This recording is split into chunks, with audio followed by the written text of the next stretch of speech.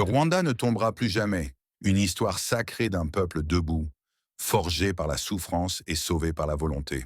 Chapitre 2. La blessure coloniale. La rencontre du Rwanda avec le monde colonial ne s'est pas faite sous le signe de l'échange, mais sous celui de l'intrusion. En 1897, les premiers contacts directs avec les Européens, notamment les Allemands, ont marqué le début d'un bouleversement qui allait secouer les fondements de la société rwandaise. Ces étrangers ne sont pas venus comprendre, mais convertir. Ils ne sont pas venus coopérer, mais dominer. Ils ont apporté des armes et des croix, des traités et des mensonges, des cartes et des chaînes. Dès les premières années, la paix rwandaise fut contaminée par un projet colonial fondé sur le contrôle, l'exploitation et la réécriture de l'identité nationale. Les colonisateurs sont entrés dans le pays par la ruse, en manipulant les rivalités de cour, en achetant les fidélités, en imposant leurs règles à travers des accords forcés. L'Allemagne, bien que présente de manière indirecte au départ, soutint certains clans pour affaiblir le pouvoir central et asseoir son autorité. Ce fut le début d'une ère d'empoisonnement moral. Des pactes de division furent de noués avec ceux qui, autrefois, étaient les garants de l'unité. Le langage du pouvoir changea, la parole fut remplacée par le décret, la coutume par l'ordonnance, la sagesse par l'injonction. La spiritualité fut attaquée de front. Les missionnaires, bras idéologiques de la conquête, qualifièrent les traditions rwandaises de païennes, imposant le baptême comme condition d'accès à l'instruction et aux privilèges. Les symboles sacrés, le tambour, les danses, les cérémonies furent diabolisés. À travers les écoles catholiques, un nouveau système de pensée fut imposé. Mépris de soi, aliénation culturelle, culpabilité identitaire. Le peuple qui vénérait Imana fut contraint de renier ses ancêtres pour servir un dieu étranger imposé sans dialogue. C'était un viol spirituel autant qu'un asservissement politique. Les premiers traumatismes culturels apparurent dans cette phase. Le regard des Rwandais sur eux-mêmes fut perverti. Ce que l'on avait toujours honoré la parole des anciens, les proverbes, la mémoire orale fut désormais présenté comme obstacle au progrès. On dressa les jeunes contre les vieux, les convertis contre les gardiens des traditions. Le poison s'insinua doucement dans l'âme du pays, sapant les fondements invisibles de sa stabilité. La colonisation ne se contenta pas de conquérir des terres, elle visa à remodeler les esprits. Les colonisateurs comprirent que pour dominer durablement, il fallait effacer la conscience nationale. Ils ne tirèrent pas sur le Rwanda avec des fusils, ils tirèrent sur lui avec des idées fausses.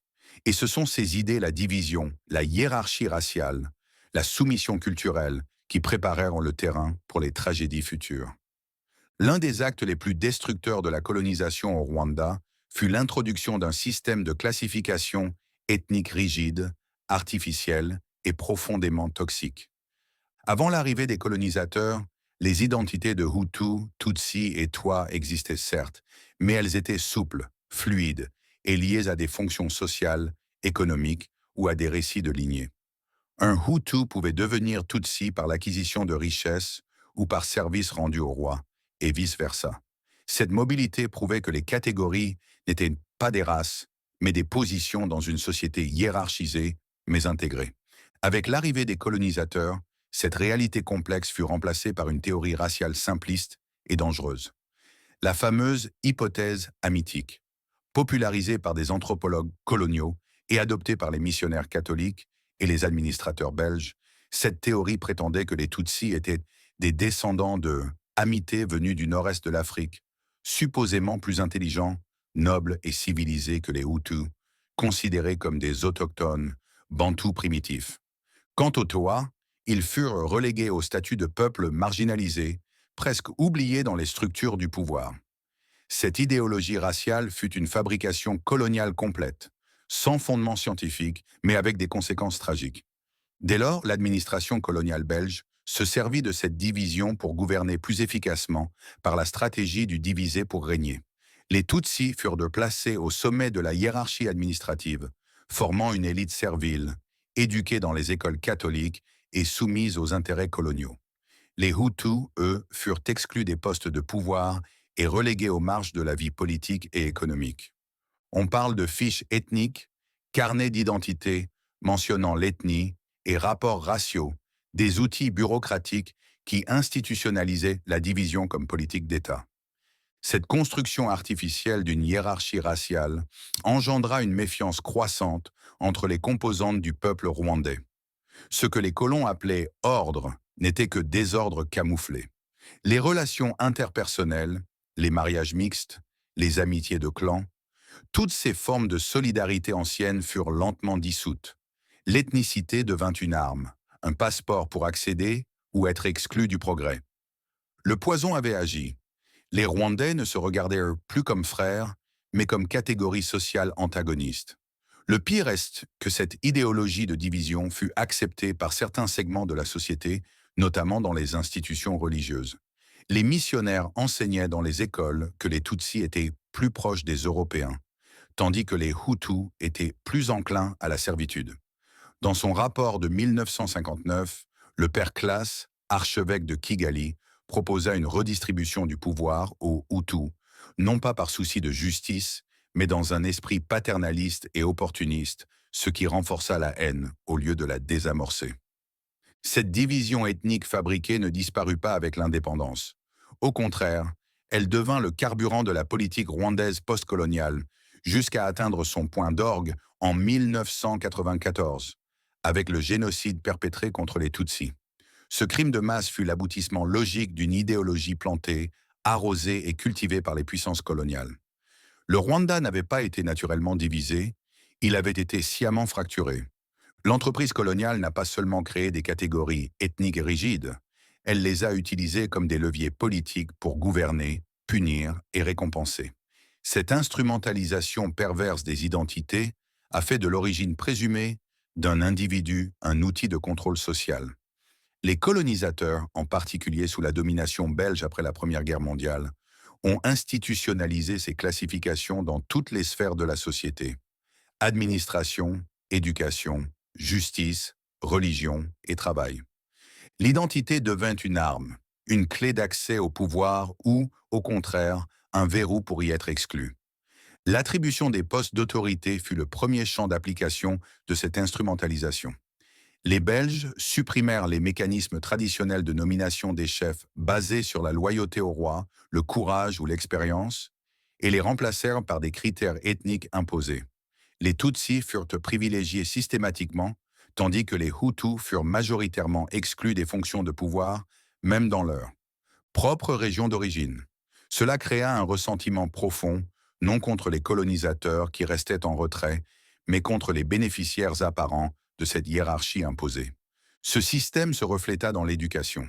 Les écoles catholiques, qui formaient les futurs cadres du pays, sélectionnaient les élèves sur des critères explicitement ethniques. Les missionnaires, influencés par les théories raciales de l'époque, prétendaient que les Tutsis étaient naturellement plus aptes à diriger. Ils recevaient donc plus de bourses, d'opportunités d'apprentissage et d'accès aux postes dans l'administration indirecte coloniale.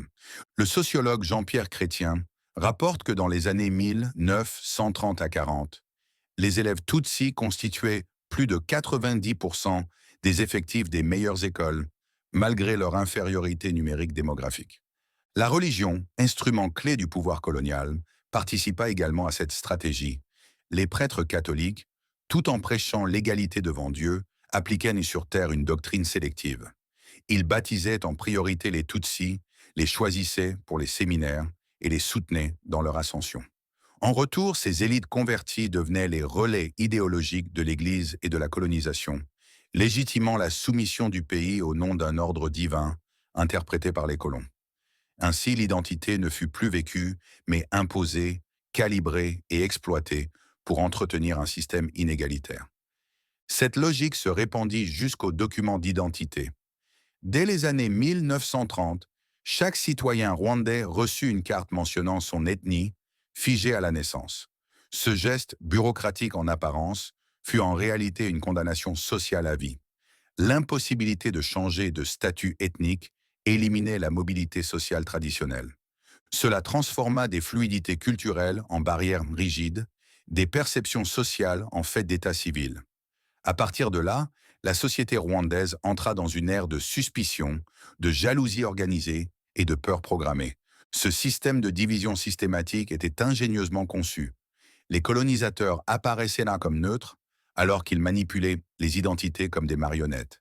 Les Tutsis furent instrumentalisés comme classe dirigeante docile, puis diabolisés lorsque les colons préparèrent leur départ. Les Hutus furent des marginalisés, puis soudainement promus comme majorité opprimée pour faciliter une transition contrôlée. L'identité devint un champ de bataille politique. Et dans cette guerre psychologique et sociale, le Rwanda perdit son équilibre et sema les graines d'un futur cataclysme. Le Rwanda précolonial reposait sur une organisation sociale profondément enracinée, équilibrée et adaptée à son environnement. Les chefferies, les lignées, les conseils de sages, les systèmes de médiation locale comme Gakaka constituaient un maillage solide de gouvernance communautaire, de justice populaire et de régulation sociale. Ces structures, bien que hiérarchisées, fonctionnaient selon des logiques d'interdépendance, d'allégeance mutuelle et de responsabilité collective. Lorsque les colonisateurs prirent le contrôle, ils ne se contentèrent pas de les ignorer, ils les déformèrent et les utilisèrent à leur avantage. Les chefferies furent les premières cibles. Les Belges remplacèrent les chefs traditionnels légitimes par des figures dévouées à la couronne coloniale, souvent jeunes, inexpérimentés mais politiquement loyaux. Cette substitution provoqua des tensions internes, car ces nouveaux chefs n'avaient ni le respect des anciens, ni la connaissance des rituels coutumiers. Ainsi, une structure stable devint un instrument de répression coloniale. L'administration indirecte transforma ces chefferies en courroies de transmission de l'ordre étranger, ce qui entraîna un affaiblissement de l'autorité traditionnelle et un ressentiment croissant des populations locales. La justice communautaire fut également pervertie. Le système Gakaka, jadis outil d'harmonie sociale et de résolution de conflits à l'amiable, fut mis en veille ou remplacé par des juridictions européennes incompréhensibles aux populations rurales. Les litiges furent désormais tranchés par des tribunaux coloniaux, souvent biaisés, inaccessibles et méprisant les coutumes locales. Le peuple perdit alors confiance dans les mécanismes de justice, renforçant la passivité, la frustration et l'idée que la loi ne protégeait plus, mais punissait arbitrairement. Les structures sociales de solidarité telles que les cercles de travail communautaires, Ubudee, ou de prêts mutuels, Umuganda, furent détournées ou marginalisées. Les colons voyaient dans ces formes d'organisation autonome une menace potentielle. Ils imposèrent des corvées coloniales obligatoires sous prétexte d'administrer l'ordre. Le travail forcé fut justifié par la civilisation, mais il s'agissait bien d'une exploitation systématique. Des milliers de Rwandais périrent sur les routes, dans les plantations ou les carrières, sous les ordres d'un système qui avait vidé leur structure sociale de leur sens. Les clans, longtemps piliers d'identité sociale sans caractère conflictuel, furent eux aussi instrumentalisés. On attribua à certains clans des tendances politiques supposées, des loyautés fictives ou des appartenances à des groupes ethniques fixés. Cela sema la confusion dans les relations interclaniques. Des lignes de fracture apparurent là où régnait autrefois la fluidité. Le tissu communautaire, qui reposait sur des alliances naturelles, fut remplacé par une grille d'analyse importée, rigide et déshumanisante. L'appartenance sociale devint un stigmate, une désignation politique, et non plus un ancrage communautaire. En manipulant ces structures, les colonisateurs ne visaient pas seulement à gouverner plus facilement, ils cherchaient à désactiver les mécanismes de résilience rwandaise. En désorganisant le social, ils rendèrent le pays dépendant du pouvoir étranger. En fragmentant l'ordre ancestral, ils créèrent les conditions du chaos futur. Cette manipulation ne fut donc pas accidentelle. Elle fut stratégique, planifiée et appliquée sur plusieurs générations. Ses conséquences, invisibles à court terme, allaient exploser dramatiquement au siècle suivant. L'un des objectifs les plus pernicieux de la colonisation fut d'effacer la mémoire collective du Rwanda. Cet effacement ne fut pas uniquement matériel ou physique, il fut intellectuel, spirituel, symbolique. Les colonisateurs comprirent très tôt que pour dominer un peuple profondément enraciné dans son histoire, il fallait d'abord détruire cette racine. La mémoire au Rwanda n'était pas enfermée dans des livres. Elle vivait dans les récits, dans les tambours, dans les noms, dans les proverbes et dans les rituels. C'est précisément cette mémoire orale, populaire et sacrée que l'administration coloniale, avec le soutien de certains missionnaires, tenta d'éradiquer ou de réécrire. Les mythes fondateurs, notamment l'histoire de Gihanga Wakigwa, considéré comme l'ancêtre civilisateur et fondateur du Rwanda, furent tournés en dérision ou déclarés non scientifiques dans les écoles coloniales. Les jeunes Rwandais instruits dans ces institutions apprenaient à mépriser les récits de leurs ancêtres, à rejeter les traditions de leurs grands-parents, à considérer leur propre histoire comme inférieure à celle importée d'Europe. L'enseignement de l'histoire se fit exclusivement à partir de manuels européens. Le Rwanda devenait un objet passif de l'histoire occidentale et non un sujet actif de sa propre trajectoire. Les missionnaires en particulier participèrent à ce processus d'oubli programmé. Dans leur volonté de convertir les âmes, ils condamnèrent les rites traditionnels comme des superstitions diaboliques. Les sanctuaires ancestraux furent détruits ou transformés en églises. Les chants rituels furent remplacés par des cantiques importés. Les noms traditionnels furent changés par des prénoms bibliques, brisant ainsi le lien symbolique entre l'enfant et sa lignée. Même les jours sacrés du calendrier rwandais furent effacés au profit du calendrier grégorien chrétien. Ce n'était pas seulement une conversion religieuse, c'était une désorientation identitaire. L'histoire orale, transmise par les Abiru, les sages de cour, fut particulièrement ciblée. Ces historiens traditionnels, qui servèrent de mémoire vivante du royaume, furent écartés ou ridiculisés. Le savoir qu'ils détenaient, une connaissance raffinée des généalogies, des lois, des alliances anciennes, des batailles glorieuses, fut considéré comme archaïque. Or, en brisant la transmission de cette mémoire, les colonisateurs ont plongé les générations futures dans une amnésie collective. Le Rwanda se retrouva ainsi coupé de sa propre genèse, privé des repères qui avaient structuré sa vision du monde. Cet effacement ne fut pas total, mais il laissa des cicatrices profondes. Il sema la confusion entre l'histoire véritable et l'histoire imposée. Il créa un vide dans lequel s'engouffrèrent des idéologies dangereuses, prêtes à réécrire le passé selon des intérêts politiques. Ce vide mémoriel permit plus tard la prolifération du négationnisme, du révisionnisme et de la manipulation historique. Lorsque le Rwanda s'est réveillé après le génocide, il a dû d'abord reconstruire son histoire, non pas en l'inventant, mais en la redécouvrant. Car un peuple qui ne connaît plus son passé devient vulnérable à toutes les formes de domination. Le Rwanda l'a appris dans la douleur. Si les armes ont conquis les terres, ce sont les idées qui ont conquis les âmes. La colonisation ne fut pas seulement une prise de contrôle politique ou économique. Elle fut surtout une domination psychologique, une conquête des consciences. Le Rwanda, fort de son système de croyances, de sa cosmologie cohérente et de son identité culturelle affirmée, a été soumis à une entreprise de subversion mentale sans précédent. La stratégie coloniale fut claire, briser la colonne vertébrale spirituelle du peuple pour l'amener à se renier lui-même. Cette forme de colonisation invisible, profonde, durable est celle qui laissa les blessures les plus insidieuses. L'une des premières cibles fut la foi ancestrale. La croyance en Imana, imanisme, Dieu unique, bienveillant et présent dans chaque être et chaque élément de la nature, fut combattue. Les missionnaires qualifièrent cette spiritualité d'idolâtrie, réduisant un système riche et sophistiqué à une superstition primitive. Ils imposèrent le christianisme avec violence symbolique, rendant le salut spirituel conditionné par le rejet de ses propres ancêtres. La prière chrétienne devint obligatoire à l'école, les rituels traditionnels interdits, les fêtes païennes supprimées. Ainsi, les jeunes générations commencèrent à croire que Dieu ne pouvait parler qu'en latin ou en français, et non en Kinyarwanda. L'éducation coloniale servit d'outil de domestication. On y enseignait que le Rwanda était un peuple arriéré, sauvage, sauvé par l'arrivée de la civilisation européenne.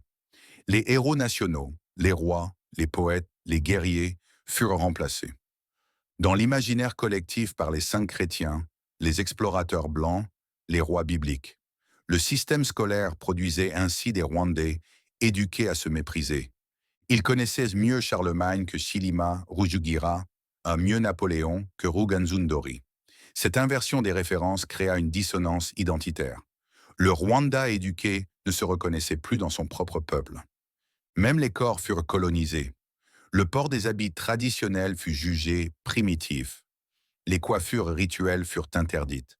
L'élégance vestimentaire rwandaise, jadis symbole de statut et de respect, fut remplacé par des tenues européennes, jugées plus civilisées. L'apparence devint un outil de contrôle.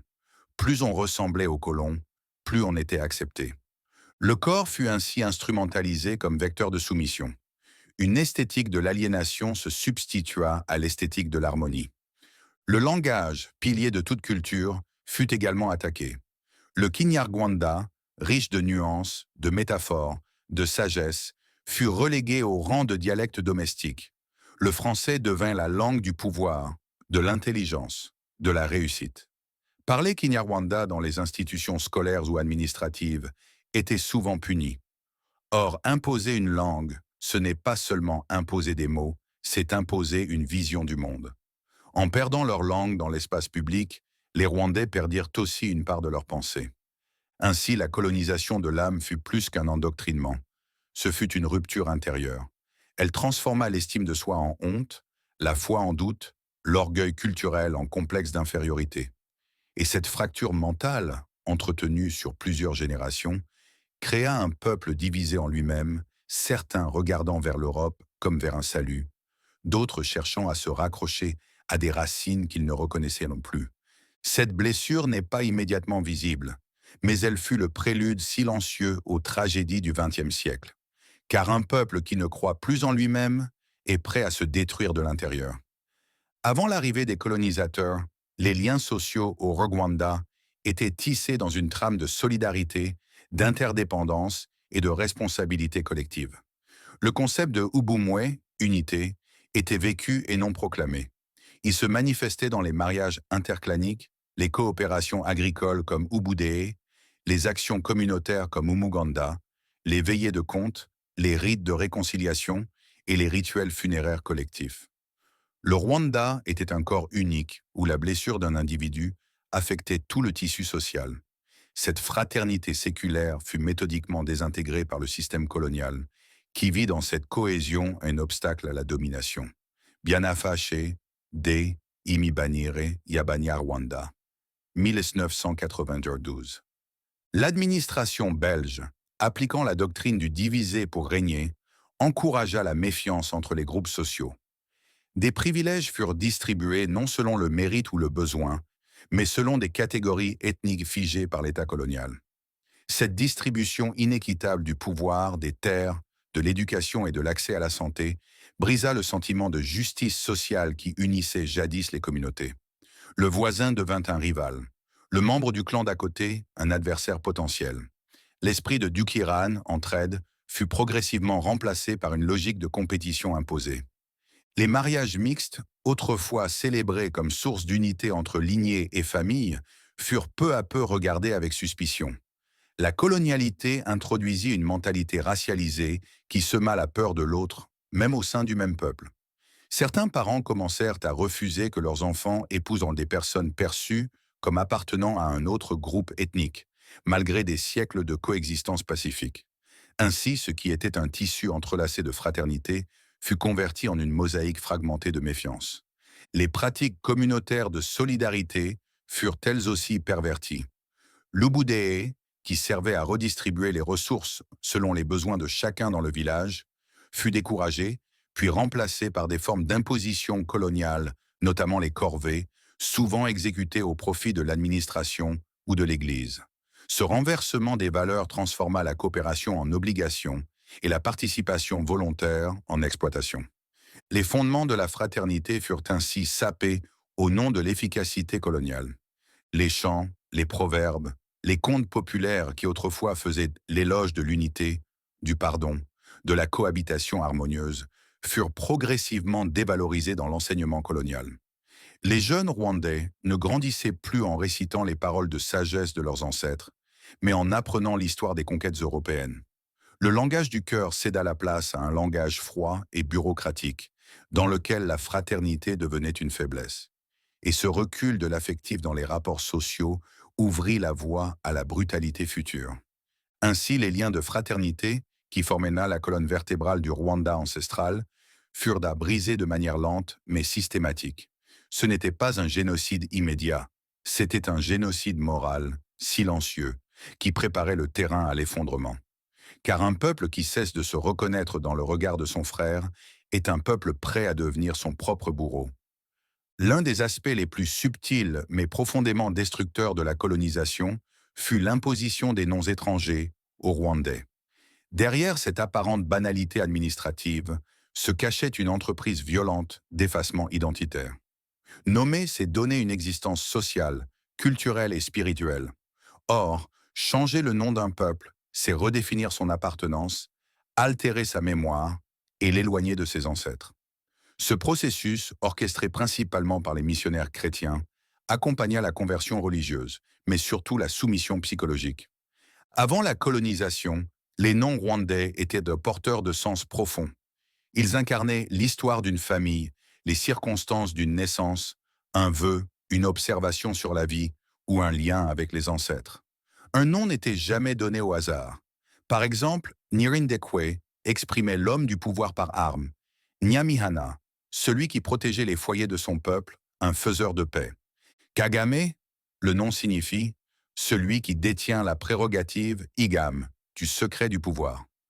Porter ce nom, c'est porter un héritage sacré, celui de préserver le cœur inviolable du pouvoir rwandais. Le détenteur de ce nom n'a pas le droit de trahir ni de faillir. Il a le devoir de forger, par tous les moyens possibles, un rempart autour du secret de la puissance du Rwanda. Il incarne la responsabilité suprême, faire du Rwanda un pays que l'on respecte coûte que coûte. Ce nom n'autorise ni le relâchement, ni la faiblesse, ni l'abandon. Il impose la vigilance constante, la fermeté et la vision souveraine. Roi Gassani, ce nom ne désigne pas simplement un individu. Il signifie que le Rwanda est la terre d'Imana, Gassani, un pays béni et sacré. Celui qui porte ce nom incarne, à travers son identité, le peuple rwandais tout entier, un peuple qui n'est pas ordinaire, mais bien descendant d'Imana, appelé Ibimanuka, ceux qui sont descendus du ciel. Ainsi, aucun homme, aucune force, ni aucune idéologie ne peut les déshonorer ni porter atteinte à la dignité du Rwanda.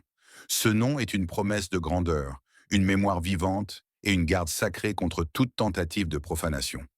Le Rwanda est inviolable, car ce n'est pas un simple pays, c'est un héritage divin.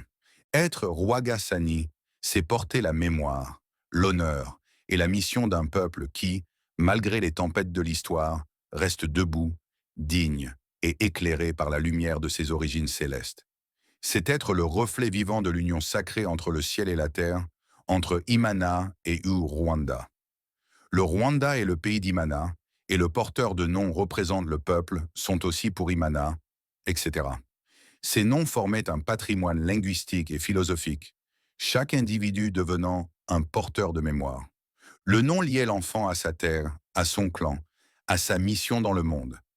Les missionnaires et autorités coloniales exigèrent que ces noms soient remplacés par des prénoms chrétiens lors du baptême. Jean, Pierre, Marie, Joseph, etc. En apparence anodine, cette pratique imposait un nouveau système de valeurs où le nom occidental devenait supérieur, purifié, civilisé. Le nom traditionnel, quant à lui, était suspect, associé à l'ignorance ou aux ténèbres de l'Afrique. Ainsi, porter un prénom européen devint une condition pour accéder à l'école, à l'église, voire à certains services publics. Le nom devint un laissez-passer vers l'intégration coloniale. Ce changement ne fut pas sans conséquences. Il créa une rupture dans la transmission intergénérationnelle. Un enfant porteur d'un prénom européen se sentait souvent détaché de l'histoire familiale. Les prénoms des ancêtres, autrefois chantés dans les cérémonies et gravés dans les calebasses, disparurent. Les généalogies se brouillèrent. Dans certaines familles, les enfants ne connaissaient même plus le nom de leur grand-père. Le prénom chrétien devenait la première coupure avec la lignée. La violence symbolique s'étendit également aux toponymes. Des lieux autrefois chargés de sens furent rebaptisés selon les goûts ou les références européennes. Certaines collines perdirent leur nom d'origine, d'autres furent associées à des figures chrétiennes. C'est ainsi que des espaces sacrés se virent dépossédés de leur âme. La carte du Rwanda, elle aussi, devint un outil d'aliénation, reflétant une vision étrangère du territoire. Dans le Rwanda d'aujourd'hui, cette blessure reste visible. Beaucoup de citoyens portent encore des prénoms occidentaux qui ne résonnent ni avec leur culture, ni avec leur histoire. Toutefois, un mouvement de réappropriation est en marche. Les jeunes générations redécouvrent les noms rwandais, les restaurent avec fierté, les revendiquent comme acte de résistance. Nommer à nouveau en Kinyarwanda, c'est retrouver sa voix, c'est recoudre les fils d'une mémoire que la colonisation avait tenté de couper. Car dans chaque nom traditionnel renaît une part de la dignité nationale. L'éducation, que l'on considère souvent comme un chemin vers la liberté, fut durant la colonisation un outil stratégique de soumission. Sous couvert de civilisation, l'administration coloniale et les missions religieuses ont mis en place un système scolaire destiné non pas à libérer les esprits, mais à les formater, les soumettre et les détacher de leur culture d'origine. Le but n'était pas de former des citoyens autonomes, mais des auxiliaires de l'ordre colonial, dociles, aliénés et coupés de leurs racines. Cette éducation fut l'arme silencieuse de la colonisation mentale.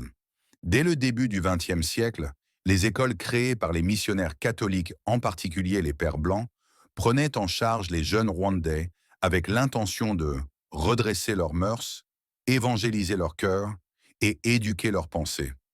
Mais en réalité, il s'agissait d'une entreprise de remplacement culturel. Les programmes scolaires imposaient entre la langue française, les histoires européennes, les noms de saints, les valeurs chrétiennes, et ignoraient totalement l'histoire, la langue et la philosophie rwandaise. Le Kinyarwanda était relégué au rang de dialecte domestique, utile seulement pour la catéchèse élémentaire. La sélection scolaire elle-même était biaisée. On choisissait prioritairement les jeunes garçons Tutsis, jugés plus intelligents selon les critères racistes des anthropologues coloniaux. Cette politique créa une élite formée à penser en dehors du Rwanda, valorisant tout ce qui venait de l'Europe et méprisant tout ce qui appartenait à leur propre peuple. L'école devint un couloir étroit vers l'ascension sociale, mais à un prix élevé, le reniement de soi. L'élève réussi était souvent celui qui parlait un français impeccable, citait Voltaire, et ricanait devant les proverbes de sa grand-mère. L'éducation servit également à légitimer le pouvoir colonial. On y apprenait que la Belgique avait apporté la lumière, que le roi Léopold II était un grand bienfaiteur et que la colonisation était une œuvre humanitaire. L'histoire du Rwanda précolonial fut soit effacée, soit travestie. Les rois rwandais étaient décrits comme despotiques, leurs coutumes comme barbares et leur religion comme superstitieuse. Cette falsification historique instilla chez les jeunes un complexe d'infériorité. Ils grandissaient en croyant que leur passé était honteux et leur avenir dépendait du bon vouloir de l'Occident. Ce système éducatif avait un objectif: créer une élite intermédiaire, noire de peau mais blanche d'esprit, capable de maintenir l'ordre colonial sans y être officiellement associée. C'est cette élite subalterne qui allait plus tard devenir l'instrument de conflits postcoloniaux, car formée à servir et non à diriger, à obéir et non à penser librement. L'éducation coloniale n'a pas seulement produit des lettrés, elle a produit des agents de fracture, involontaires ou conscients. Aujourd'hui encore, le Rwanda contemporain porte les séquelles de cette école coloniale, mais il a aussi su en tirer des leçons. La réforme des curricula, la valorisation de l'histoire nationale, la réintégration du Kinyarwanda comme langue d'enseignement, témoignent d'un effort collectif pour décoloniser les esprits, car une éducation sans enracinement est une prison invisible. Et le Rwanda a compris que la vraie libération passe par la réappropriation de son système de pensée. La colonisation du Rwanda ne fut pas un simple épisode de domination. Elle fut un séisme civilisationnel. En détruisant les piliers spirituels, culturels, sociaux et politiques de la société rwandaise, elle provoqua une rupture violente dans l'harmonie historique du pays. Cette harmonie patiemment construite pendant des siècles autour de l'unité, de l'interdépendance, de la mémoire et de la solidarité fut brisée par un processus brutal d'inversion des valeurs, de reprogrammation mentale et d'ingénierie sociale. Le Rwanda, qui avait été un arbre enraciné, se retrouva comme un tronc coupé de ses racines, battu par des vents étrangers. Fanon, F., Peau noire, Masque blanc, 1952. Le génie de la société précoloniale résidait dans sa capacité à équilibrer la diversité interne sans conflit. Différents clans, régions, lignages coexistaient sans être opposés. L'ethnicité n'était pas une frontière, mais une composante fonctionnelle. La colonisation transforma cette diversité en antagonisme. L'équilibre fut remplacé par une hiérarchie rigide, l'inclusion par l'exclusion, la mobilité sociale par la ségrégation figée. Ce bouleversement imposa à la société rwandaise un fardeau qu'elle n'était pas préparée à porter et dont les effets seraient dévastateurs des décennies plus tard. L'institutionnalisation de l'inégalité par les cartes d'identité ethnique, l'éducation sélective, l'administration biaisée devint un poison lent. Ce poison s'infiltra dans les esprits, dans les familles, dans les lieux de culte. L'harmonie ancienne s'étiola, remplacée par des récits de méfiance, des soupçons mutuels, des sentiments de supériorité ou de victimisation. Et comme toute tension silencieuse non résolue, cette fracture s'intensifia dans les décennies qui suivirent l'indépendance, pour finalement exploser dans l'horreur du génocide perpétré contre les Tutsis en 1994. Ce qui rend cette blessure encore plus douloureuse, c'est qu'elle fut préparée en silence. Elle ne porta pas d'uniforme militaire, mais elle fut plus meurtrière que la guerre. Elle ne déclara pas de bataille, mais elle s'insinua dans le cœur du peuple. Elle déforma l'image que les Rwandais avaient d'eux-mêmes, les empêchant de se reconnaître comme frères. Ainsi, ce n'est pas une seule génération qui fut touchée, mais plusieurs, héritières d'un traumatisme qui avait pour origine la volonté étrangère de diviser pour régner. Pourtant, cette rupture n'a pas détruit le Rwanda. Elle l'a blessé profondément, mais elle n'a pas réussi à le faire disparaître. Car si l'harmonie fut brisée, les fondations restaient. Dans les profondeurs du peuple, sous la poussière des siècles, l'âme rwandaise résistait encore. Et après la tragédie, c'est cette mémoire de l'unité ancienne, cette nostalgie d'un temps où les Rwandais vivaient unis malgré la diversité, qui permit le début de la reconstruction. Aujourd'hui, restaurer cette harmonie n'est pas un luxe, mais une urgence historique. Elle ne peut se faire sans lucidité, sans mémoire, sans justice. Le Rwanda ne peut pas guérir sans comprendre ce qui lui a été fait, sans nommer les responsables, sans réparer les chaînes invisibles forgées dans les salles de classe, les églises et les bureaux coloniaux. Car seule la vérité libère, et seule la réconciliation avec son histoire permet de redessiner une trajectoire commune. C'est là l'engagement du Rwanda contemporain. Ne jamais oublier pour ne jamais répéter. Merci de nous suivre.